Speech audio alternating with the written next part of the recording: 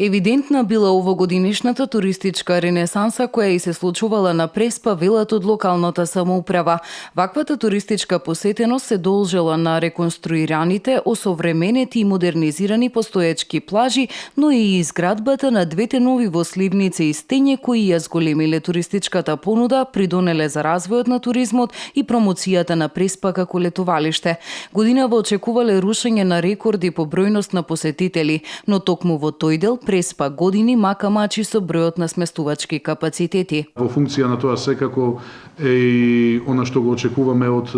новиот инвеститор кој што неодамна го откупи она што остана од Хотел Европа во Тешево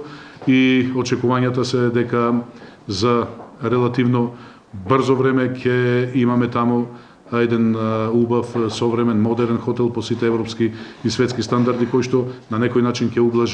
ублажи проблемот со сместувачки капацитети. Истиот инвеститор најавил и други инвестиции од типот на обнова и реконструкција на други објекти на други локации или изградба на нови туристичко-угостителски објекти. Пред неколку дена започнавме и со изградба на пешачко-велосипедската патека, која што ќе води од Претор кон Сливница и Крани, значи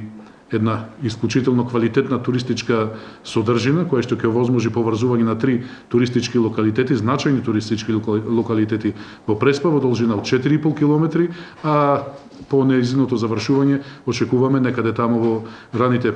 пролетни денови да започне изградбата на уште една ваква